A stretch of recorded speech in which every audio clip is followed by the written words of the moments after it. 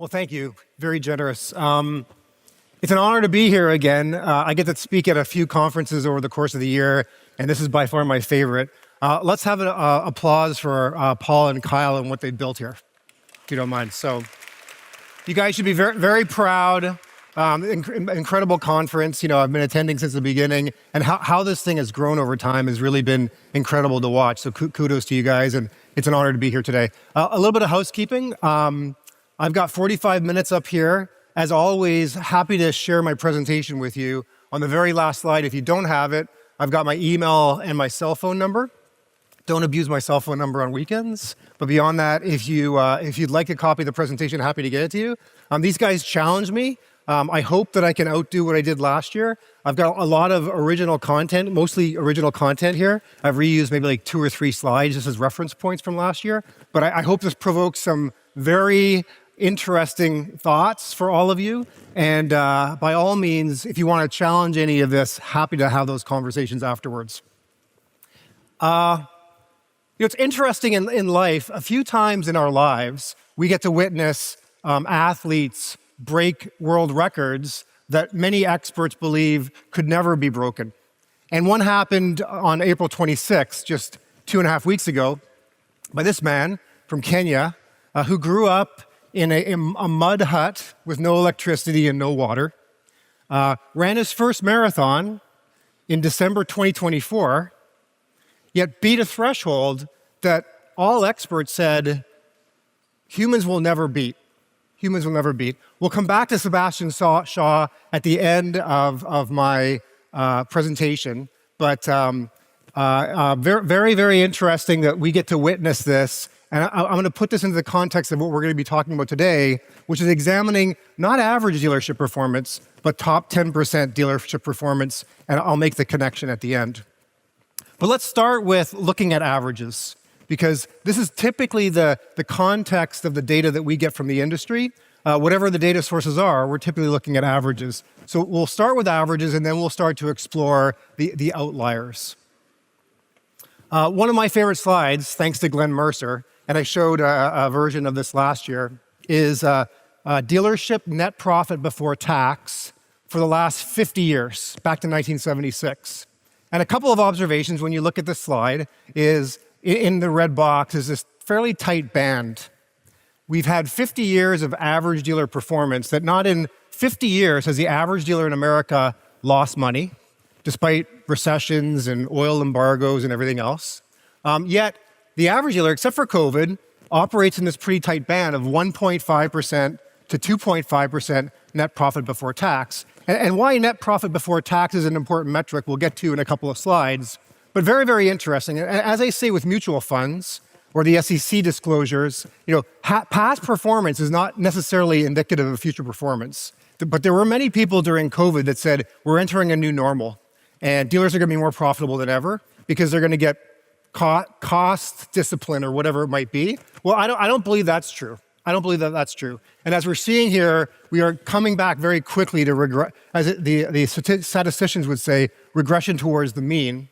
But I do believe otherwise we would come back and continue to be operating for the next 50 years within this tight band, except for something that we'll discuss today. Our hypothesis is this is about to change. And AI is uniquely going to create a stair-step change for even the average dealer. Forget the top 10% that we're going to explore today, but even the average dealer is going to start generating more profit than ever. And this is part of our investment thesis for our companies. But the NADA, there's a few NADA people in the audience today. We had a chance to have breakfast with them this morning, so thank you. Greatly appreciate the fact that you provide that data book twice a year. The 2025 full-year NADA data book just came out, and I spent a lot of time in that data book the last 2 weeks making a lot of assumptions and backing into a lot of these numbers. I hope you don't mind. This is proportional revenue on the left-hand side and profit by department for the average dealer in America according to NADA numbers. So we see the average dealer last year generated $76.6 million dollars in revenue. You can see the disclosure at the bottom. NADA, by NADA's count, there are 17,446 dealers. So if you simply multiply that number by the 76.6 million, you get the total amount of revenue generated across all dealerships. And then gross profit of 8.2 million, which is 10.3% of the 76.6. And a couple of observations looking at this is interesting how new car drives so much of the revenue, but so little of the profit. And I think, sorry to say this, I think that's only going to get worse. Front-end grosses, I think, are going to continue to get squeezed. But maybe most importantly is fixed ops. We've heard fixed ops a lot on the stage the last couple of days. A number of entrepreneurs very astutely are focused on this because while fixed operations, parts and service generates a very small percentage, 13%, 13.3% of total dealer revenue, it generates more than 50% of profitability overall. So I encourage entrepreneurs, keep hunting. It's an underexploited area where there aren't a lot of solutions to help dealers generate more revenue, retain more customers, increase RO size, et cetera. We'll get into a bit of that today. But it is a very vitally important area of a dealership. And I think as the OEMs come under pressure from a number of different themes that we explored last year, new car margins will get compressed even more, and fixed ops will become even more important. So as you heard Brian Benstock up here, a few minutes ago, talking about his emphasis, his mind share, the amount of time he spends talking about fixed operations, he understands this math. So another way to express that, this is the 76.6 million in average revenue for the average dealer in America, generating about 10.3% gross profit we looked at. Almost all of that is consumed with expense. At the end of the day, after the add backs, the average dealer in America generates $2.5 million net profit before tax. So you remember this term, net profit before tax? This was the number that Glenn Mercer tracked for the last 50 years that was operating within that tight band of 1.5% to 2.5%. Last year, the average dealer in America generated 3.3%, still higher than the historical average. And again, we are going to focus a lot on that number today and leverage to increase that number for one particular reason that we'll get to in the next slide. 47%, or almost half of a dealer's expense, is labor. And as we've heard over the last couple of days up here on stage with entrepreneurs, AI provides this unique opportunity to make all of your employees more efficient, but specifically those employees that are sitting in front of computer screens doing repetitive tasks. So we are going to explore a little bit today how we're going to be able to use AI over time to drive more efficiency in that labor cost line item, which is half of the dealer's expenses. Now, for those of you that had your coffee this morning, you may mentally multiply this number, 65 employees, the average dealership employees, times this, 84,000 fully loaded, fully burdened average employee expense, and the number is significantly higher than 3 million. And this is true. This is something that I did wrestle around. I did not call Mike Stanton. I didn't call a friend to reconcile, but I did notice in the latest data book that NADA has a small disclosure that some of the labor cost information may not reconcile. So you'll have to bear with me here. This is the one thing that you're going to point out, I think. There may be others, but definitely point out, we're going to have a hard time reconciling the 3 million, which is my bottoms-up calculation, versus this number, which would imply about twice as much employee costs, but we'll get there. Okay, thanks to Alan Haig from Haig Partners. I stole this slide from his latest publication. So this then shows, on the vertical axis, the y-axis, importantly, the multiple of that net profit before tax that the average dealer trades for when they have a buy-sell transaction, when they transact. Now, my understanding, I've never bought and never sold a dealership, but there's like 3 buckets you need to be concerned with. There's new car inventory assets, there's parts assets, and then there's the intangibles, quote unquote blue sky, which is all the other value that a dealership has. And this multiple of net profit before tax is expressed on average across America by brand. Now, life's really good right now if you've got a Lexus, Porsche, Mercedes, BMW, or Toyota store. Multiples are very strong. And in competitive markets, they would be obviously higher because this is just averages. Don't want to show hands in the audience, but life isn't so good right now if you own a Lincoln or Infiniti store. What these lines on the right-hand axis show, they don't even trade at a multiple of that net profit before tax, they're trading on average for $2 million. So in other words, on average, you can buy a Lincoln or Infinity store for $2 million cash. They're cheap for a reason, challenge brands right now. But when we look at this, most importantly for today, on average, the average dealership in America across all these brands trades at about 5 times that Glenn Mercer number, the net profit before tax. That's why that number is so important. So if we multiply the 2.5 million net profit before tax last year for the average dealer in America, multiply by 5 on average, the average dealership, 17,000 dealerships in America, the average physical dealership is worth $12.5 million in value when you strip out the tangible assets, the new car inventory, used car inventory, and parts. We're going to look at the ways AI can unlock incremental value for the owners of dealerships today. But I'm going to take you down a tangent for a second, because there's this concept of the tyranny of the average, getting back to where we started today, that it's dangerous that we rely so much on averages. The average dealer in America generates $2.5 million in net profit before tax. The average dealer in America does $76.6 million in revenue. What we like to do in life is examine the high performers, the Brian Bestocks of the world, and understand when they're willing to reveal their secrets, what are they doing? How do they consistently deliver results out here on the far side of the curve? We're less interested in averages. Averages are nice as a reference point, but what we really like to do is unpack the top 10%, the top decile, top 10% performers in the industry, because that's where we're actually going to learn. This is where we're going to learn. Let me use a couple of examples why this is important. So for a child who's born today in America, as Brian presented that snippet of Jamie Dimon, it's a good time to be born in America right now. The average child is expected to live to 79 years. But this does not tell the whole story. If you look at it by geography, there's wide variances. And everyone's looking here like, oh, where was I born? But there's wide variances here, socioeconomic, et cetera, healthcare accessibility, food accessibility. So based on where you're born and where you grow up and where you live in America, there's a variance from 66 to 87 years, expected lifetime of a kid who's born in America today. So it's dangerous just to look at averages without peeling back the layers and looking at this kind of dispersion. We like in life to look at top performers, as I mentioned. This is where you really learn.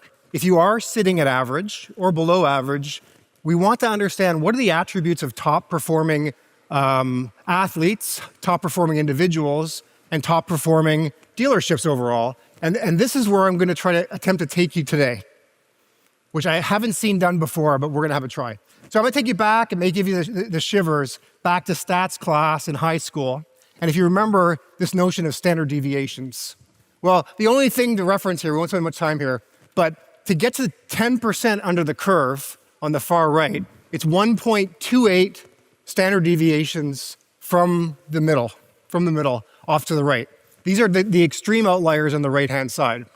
And to use an example that Brian typically uses, let's look at Michael Jordan, who wasn't even a top 10% player. I would argue he wasn't even a top 1% player. I mean, this is the upper echelon of performance. This is Michael Jordan's career stats versus the average player in the NBA. Now, if you were going to try to get better, would you want to examine the average player in the NBA? Or would you want to try to understand what does Michael Jordan do? How was he great? And unpack attributes that you can mimic. Well, I think the answer is clear, but we wouldn't spend almost any time on the average player, which is still amazing stats, but we would look at the Michael Jordans of the world, which we're going to attempt to do today. So, same information we just looked at, the 76.6 million delivering 10.7% gross margin, ending up in net profit before tax of 3.3%.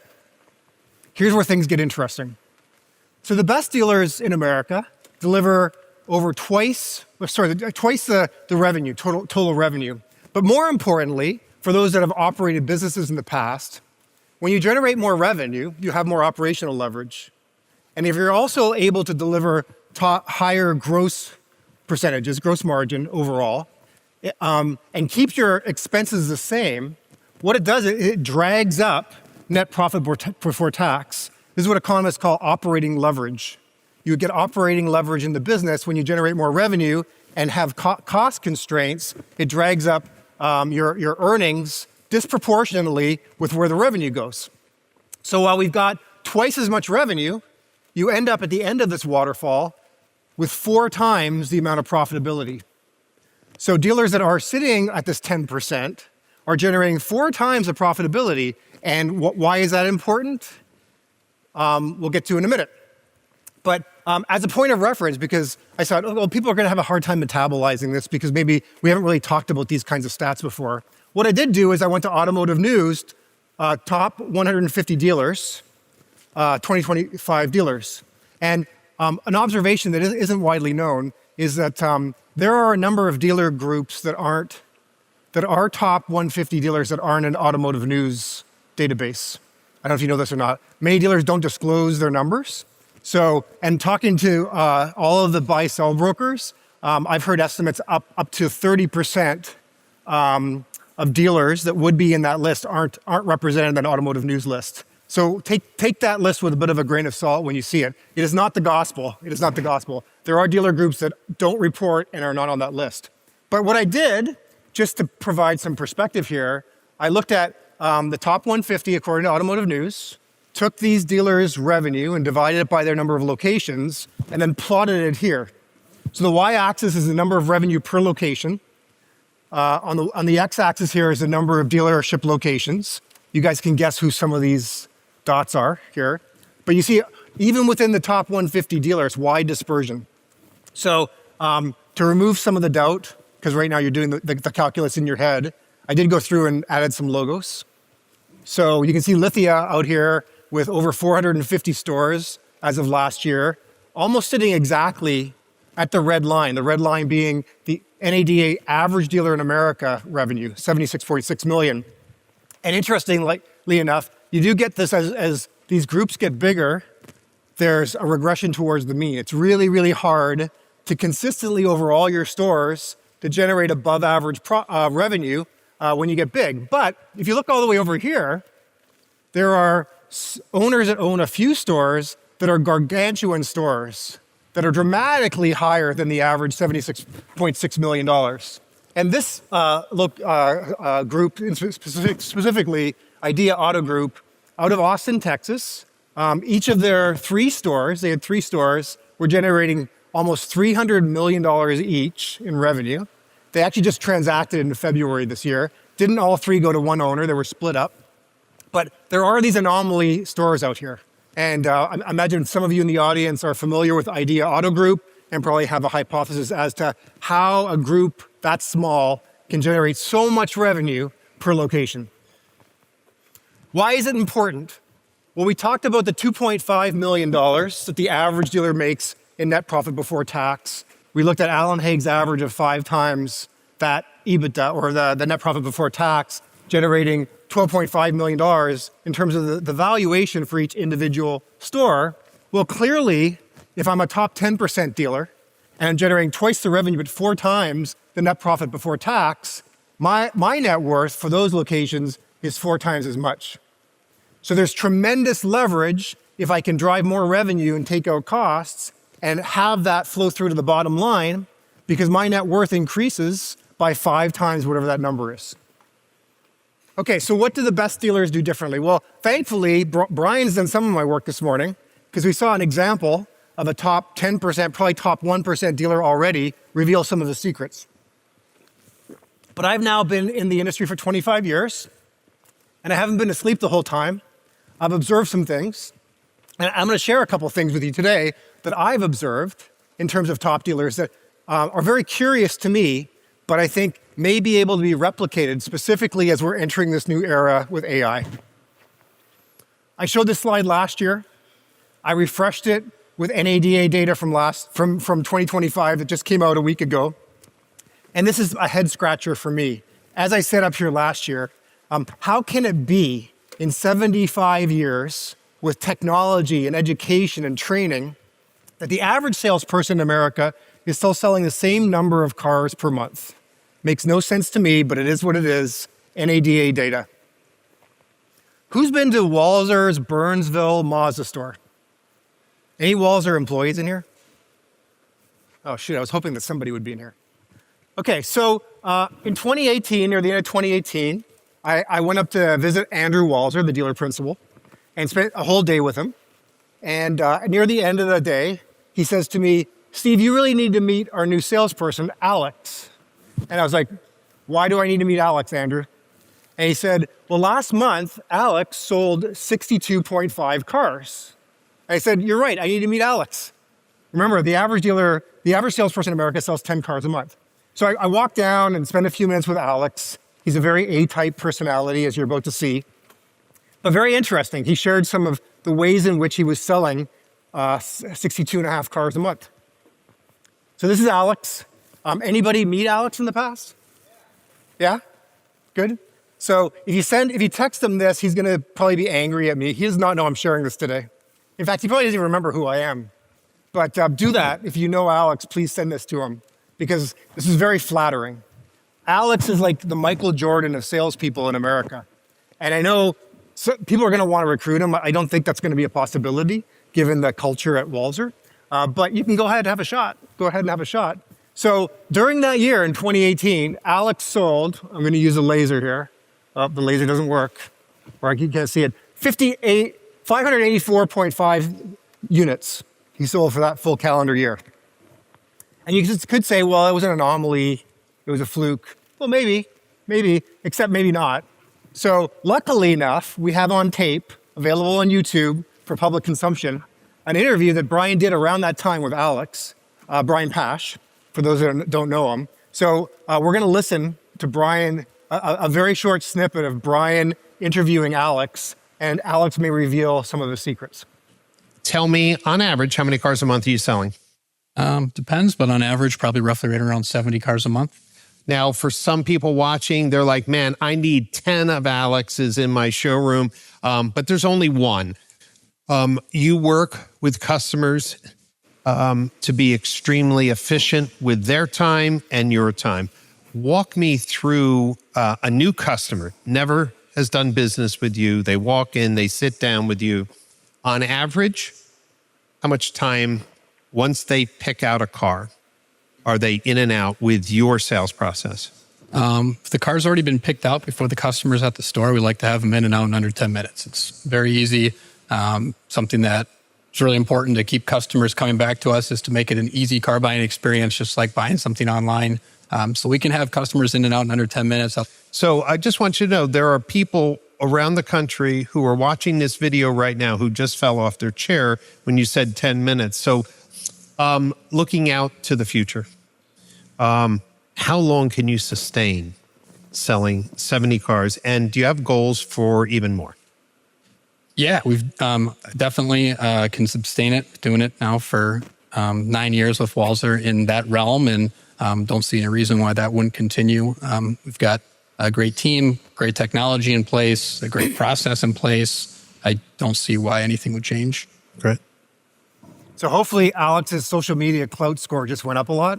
Definitely someone to watch in the industry. Maybe next year, guys, we'll try to get Alex to show up if we can get him up here and talking about what makes things great.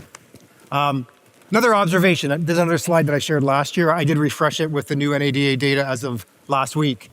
This is average advertising spend for the average dealer in America per new car sold back to 1997, the beginning of the internet. And very interesting. We have the internet and we have all these software tools now that are supposed to allow us to more surgically target consumers and retarget them more efficiently, yet we're going the wrong way. How can this be overall? So I asked this question last year. Who's been to Longo Toyota? Out in El Monte, on the east side of LA. Longo is the largest dealership in the world. Sells pretty consistently 20,000 cars, new cars per year. And if you walk into Longo in the front door and just go off to the left, there's a room there with like pennants, like baseball pennants, with the number of new cars sold per year. I think back to like 1962, maybe 1960. I should have gotten a photograph of it. Maybe if someone's got a photograph of that, they can send it to me so I can use it. So this is a store that's selling consistently 20,000 cars per year. I have all kinds of stories about Longo. I think I wrapped last year with maybe a story about Greg Penske at Longo. I can tell you this, around the same time that I visited Alex, I had a chance to go spend 3 hours with Greg Penske at his store, Longo Toyota. And at the end of 3 hours where he was very gracious, I learned a lot about Greg and the way his brain is wired. He's an outlier too, trust me on that. He said, Steve, when I divide my marketing spend every year by the number of cars that we sell at Longo, remember 20,000 cars a year, sorry guys, I come up with $75. $75 marketing spend divided by the number of cars we sell a year. And I immediately, without even thinking, I think I spat out of my mouth, Greg, there isn't another dealer in America that spends $75 acquisition cost per car sold. So there's something in the water out there in El Monte that if you spend time at that store, you get to really understand. But it is very interesting that there are the Longo Toyotas of the world as well that are achieving dramatically better results than the average dealer. So we've got Longo Toyota, we've got folks like Alex, thankfully out there that we can inspect to start to examine how do these Michael Jordans of the industry, how are they wired and what's the performance? And is there a chance that technology is going to help us move from average to above average? So I did pour over that NADA report, backed into a lot of stats. These are stats by department, performance metrics by NADA. NADA may not even know that I'm able to calculate these, but I did back into these metrics. So you probably want to take a minute and just digest, for those of you that are operating stores, how you compare. But while you're doing that, let me pull up a top 10% dealer. We'll get you the slides if you want. Go ahead and take photos if you want, but we'll get you the slides.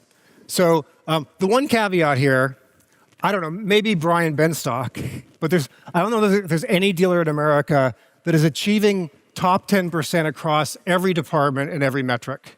In fact, I did the math for your benefit, and I calculated that if a dealer was able to achieve this across every department, they'd be generating more than $60 million in net profit before tax. And there may be dealers out there, single rooftops, that are generating $60 million net profit before tax, but you'd have to have literally every single department hitting top 10% metrics consistently every month, which I think is a Herculean task even to have one department hitting that. And I'm not going to recommend that anyone try to do that. You'll probably burn out employees and burn out the organization. But maybe you can help me if you know of dealers out there that are achieving these kinds of stats across every single department.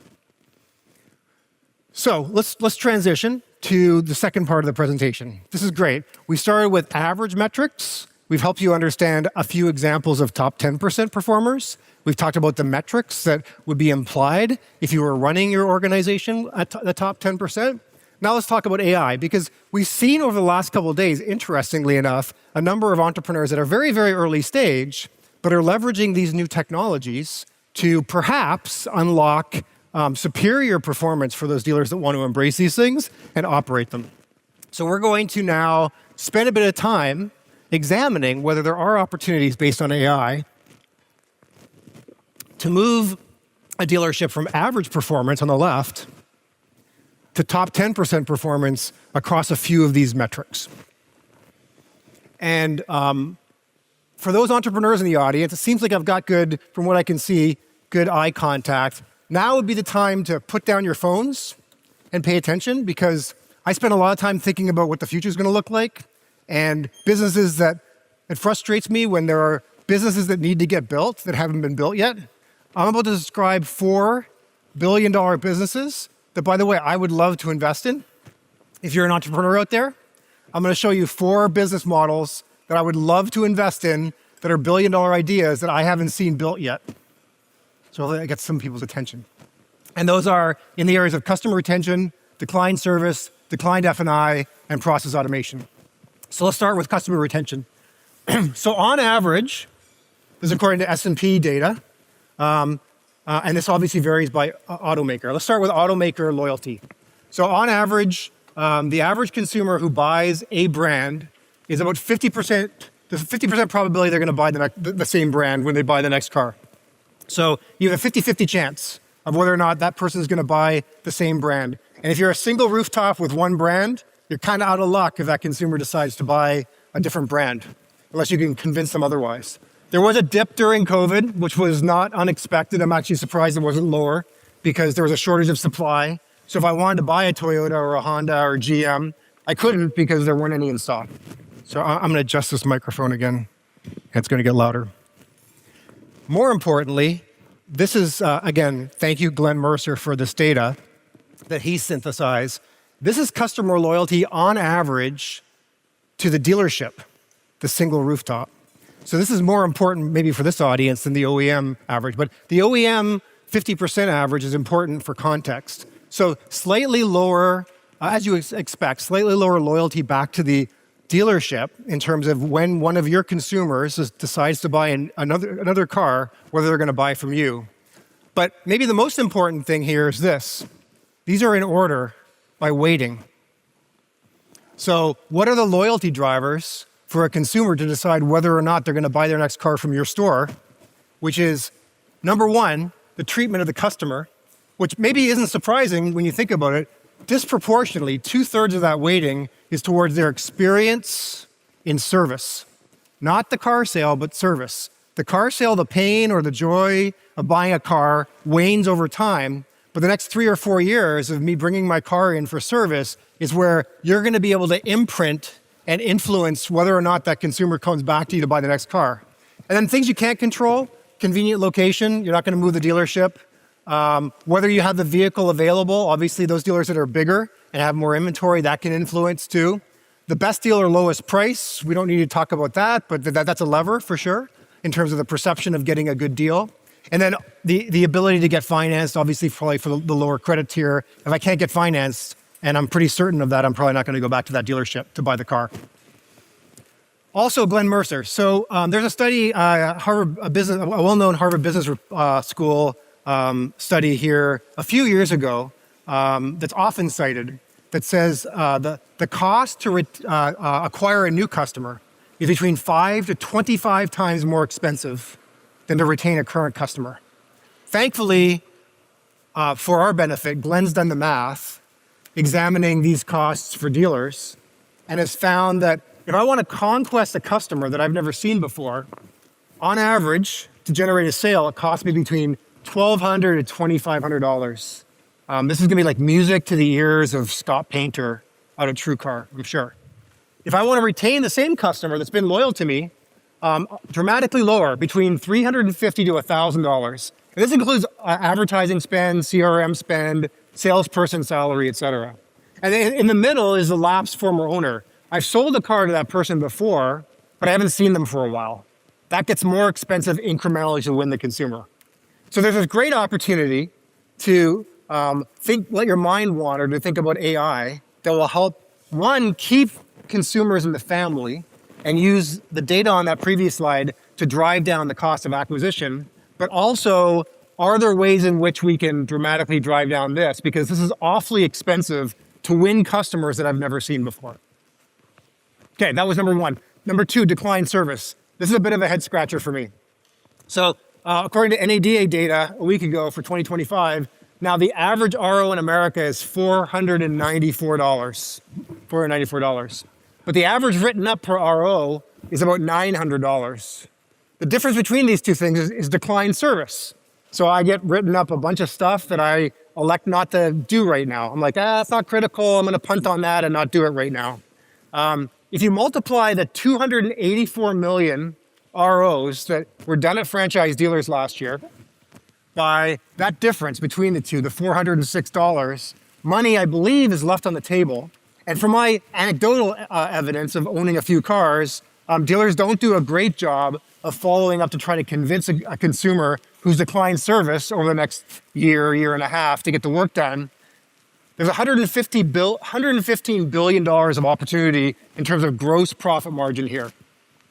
Now, to put that number into perspective, when we looked at the total gross profit across all 18,000 dealers last year, it was only $140 billion total. So there's almost the same amount of gross profit opportunity locked up in in ROs where consumers have declined the service. Similarly, another one that's been a head scratcher for me, and I haven't seen any services that have done a half decent job of following up with consumers to help them understand why they actually want to buy F&I products after the sales process. So right now, thankfully to Stone Eagle, they published recently what was the average attach rate last year in terms of F&I products to new car sales in America.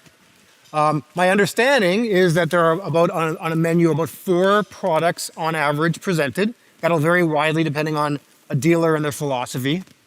And same sort of math, if we look at the $1,263, according to Stone Eagle, of gross profit that's generated per product, multiplied by the difference here and the number of new cars sold a year, we have $80 billion of potentially to be future unlocked gross profit in F&I products that were declined at the moment of sale, but can we use AI or other technologies to gently nurture consumers to convince them that it's actually in their best interest to buy these F&I products?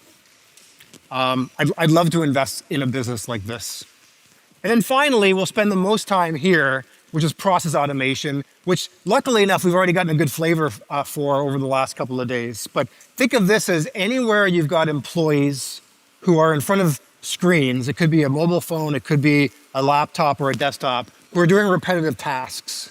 This could be people in the back office doing accounting tasks, reconciling bank statements, reconciling part statements. It could be people in the front office who are, trying to figure out how at the end of the day when I'm really tired, trying to log all my information into a CRM when I forget, the number of people that I've met with today.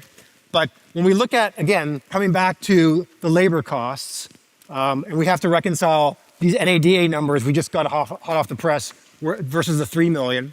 But in any case, whether it is 5.6 million in total payroll that the average dealer spends per year, or the 3 million that I think it is, there's all kinds of opportunities. You can let your mind wander where there are repetitive tasks that AI is going to help employees with, and we'll dig into that a little bit.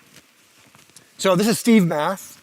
These numbers you see in the first column, 3 million in labor costs for the average dealer in America, 2.5 million net profit before tax for the average dealer in America. Multiply that by 5, you get 12.5. Depending on how aggressive AI is going to allow us to find efficiencies in that $3 million of labor, and we're able to capture that difference and have it flow through to the bottom line. There is a thesis here that I'll get back to at the very end of the presentation today, that the dealership of the future may be dramatically more profitable than they have been in the past. Think of that Glenn Mercer slide. And as a result, the net worth of dealerships could be dramatically higher. And I think that we need to start thinking about this very aggressively in terms of what role AI is going to play in driving labor efficiency, driving more profitability, driving up the value of dealerships. And this isn't theoretical. This is happening elsewhere. Gartner predicts by this year that conversational AI, as we've seen much evidence of here on the stage over the last couple of days, will reduce contact center agent labor by $80 billion collectively. Delta's chatbots now handle 78% of customer service inquiries, and customers are dramatically more satisfied. So the example I like to use here is, I'm presuming that most, if not everybody in the audience, is a Amazon Prime customer. And think back to, when was the last time you spoke to a human at Amazon? Well, you didn't, because there aren't any. Yet, what does Amazon do? Their CSI is extremely high because, I get on and either something's damaged or it didn't get delivered on time, and I'm chatting with what might be a robot, or it might be someone over in the Philippines. It doesn't really matter because they express empathy immediately. They resolve my problem within like 60 seconds, and then they thank me for the business. And I walk away from that. I may have had, something cracked when it was delivered, but they said, just keep it. We're going to send you another. It'll be there tomorrow. So they empower that employee or the robot to make it a very delightful experience, turn a negative experience into a very delightful experience. And we've trained now a younger generation to expect that, which is, I think, great for all of us, because we are going to be able to use AI to address consumer needs and drive up CSI Maybe not so much if I'm thinking, hey, long term, I'm going to be in a call center. Because I think those call center jobs, as we're seeing here, will slowly but surely go away as AI improves. What does this all mean? So if the human labor costs in aggregate for the US is about $100 billion, which is this white bar here, and we could argue about how aggressively we're going to be able to implement SaaS fees, AI fees, to start to supplement and replace some of the labor. But the green bars represent the savings that we're going to realize depending on these scenarios. And look, for all intents and purposes, you can think about Anthropic and OpenAI, at least for the time being, of having unlimited capital. It seems like there's an unlimited amount of capital for these folks to continue to innovate, and therefore the models are going to continue to get dramatically better, at least in the midterm, if there is a bubble and has to correct. So we are going to find, it'll be shocking at how great these models are. Remember that ChatGPT's only been out for just over 3 years. And give it another 3 years with unlimited capital and see what these things are going to be able to accomplish. Okay, so I'm watching the time here. I don't think that was my video. I don't think that's my video. Can we get me back in control here? Maybe I'm getting preempted. We've got ghosts in the machine, guys. Can I get back in control? Well, car dealers. Okay, maybe. So again, think about roles at your dealership.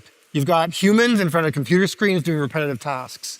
And where can we start to enable those humans, offload the more mundane, repetitive tasks, make the humans more productive, make them happier, free them up to do the work that's more valuable, whether it's revenue generating or customer facing.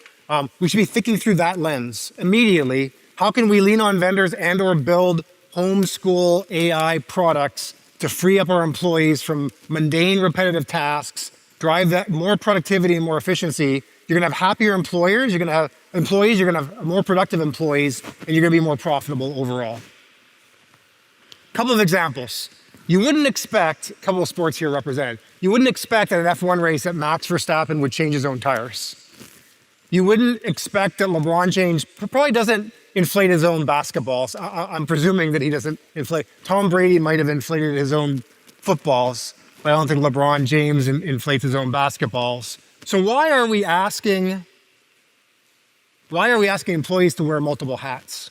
And we've heard some evidence of this already on stage. Some of these entrepreneurs have clued into this and said, look, multitasking has been proven to be not as effective as going deep and doing one task really well. And if you had a hypothesis that for any given role in a dealership, they should be spending more of their time doing this and less of their time doing input into the CRM, following up on things that are low value, doing paperwork, whatever, reporting.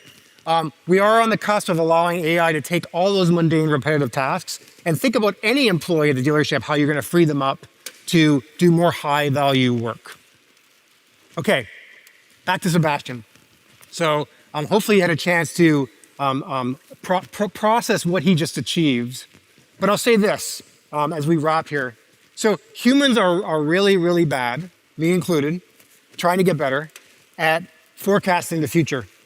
And especially with experts, this is from a snippet from the New York Times on December 8th, 1903, that experts said it will be between 1 million and 10 million years before humans will ever have an opportunity to experience flight. It's effectively physically impossible, human flight.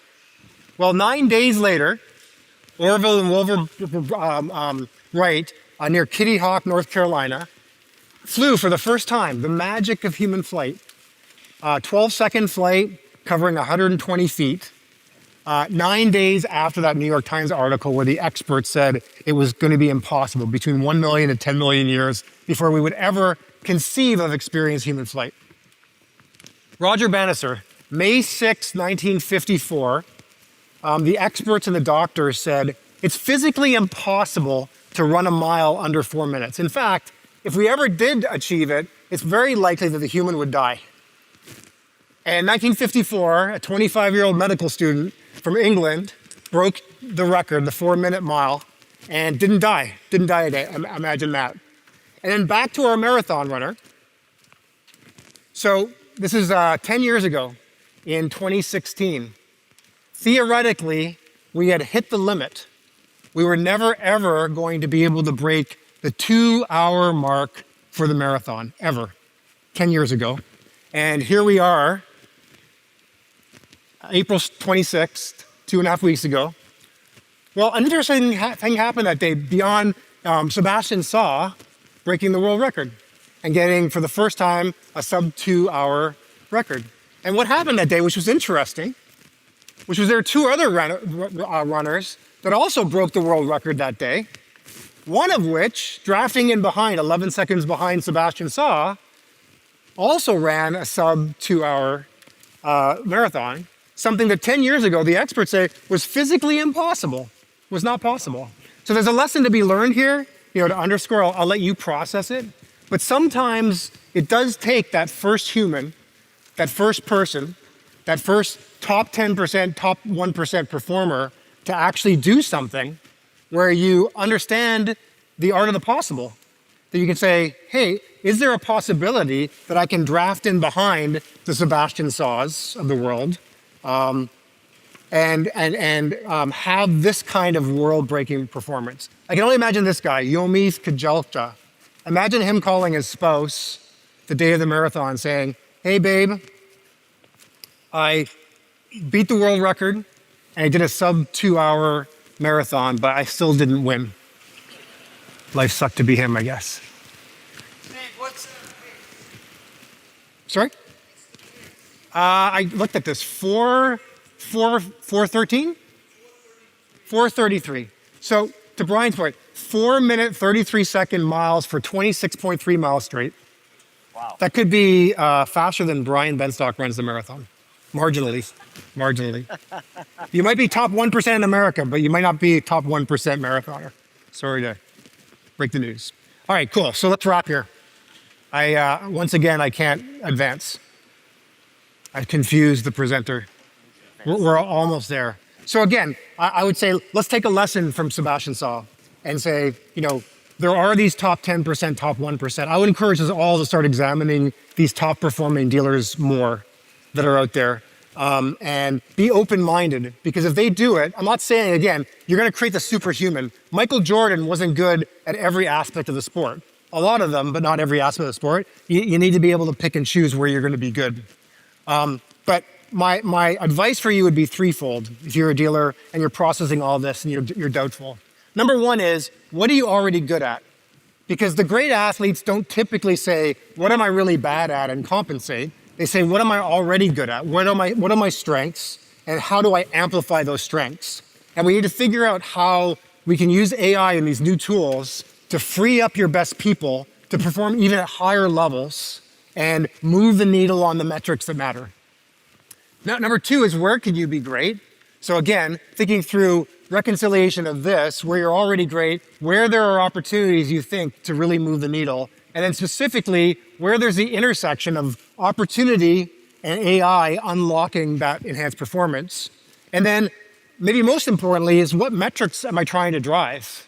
Pick one metric and then work very aggressively with your vendors once you've done this work ahead of time to identify what your hypothesis is, and then push very, very hard to drive that metric without sacrificing other metrics within the dealership. So let me wrap here. So I do like to think a little bit in the future. I have to think in the future because we're investing in early stage startups. I believe that if I'm up here in 5 years and I'm reflecting back on what the last 5 years looked like and what impact AI has had on dealerships, I think it's going to sound something like this. So the hypothesis was right. The rising tide of efficiencies and automation has risen all boats. All dealerships are more profitable. Think back to that slide that I showed at the very beginning, the Glenn Mercer slide, the last 50 years of net profit before tax, hovering in that very close band. We're about to see an unlock, a stair step. People look back and say, what happened in that era around 2026, where now net profit kind of reset and is persistently and consistently higher than it was before. And we're going to be able to attribute that mostly to AI, process automation, and driving best practices across the entire organization. We're going to be able to drive out costs, specifically around labor, There may be other areas in the dealership as well, but that 47% of operating costs, that's labor, slowly but surely is going to diminish as a percentage of revenue overall, causing sort of a synergistic effect. When you have increased revenue and decreased costs, we're going to, as we saw with the top 10% dealers, drag up profitability dramatically as a result of that. The last thing that I think, so every dealer will be more profitable. The top 10% will be dramatically more profitable as a result of this. The last thing that will happen is the outside world will look at this dealer segment and say, this dealer segment at an investment category is much more attractive than it was before. I saw the same stats. I saw the last 50 years, it hovered in this very short band of profitability. Well, now it's much more profitable than it was before. What's changed? Tell me that story. And as a result, I do believe the multiples paid because of the entire asset class being more attractive will get enhanced. So when we look at the future for that Alan Haig slide, I'm not going to bet on which OEMs are going to be stronger than other OEMs. We may even see Brian and I are going to be on the stage in a few minutes talking about Chinese OEMs, for example. We may have to add Chinese brands onto that chart. But I do believe that overall revenues will be higher, costs will be lower, profitability will be higher. And as a result of all of that, the asset class in general deriving more profit, the outside will reward physical dealerships with higher multiples than we've seen in the past, which is all really beneficial and really exciting. We just need to figure out how we bridge the gap to get there. Because as they say, this is the way. This is me, that's my email address, my mobile phone. If you'd like a copy of the presentation, please don't be shy. I'll get off and get to my laptop right now and send you a copy. I really appreciate your time today. I'm at time. And if you've got feedback for me, good or bad, I'm very open. I'm like a sponge. So thank you for your time today, and we'll see you next year. Yeah, let's hear it for Steve.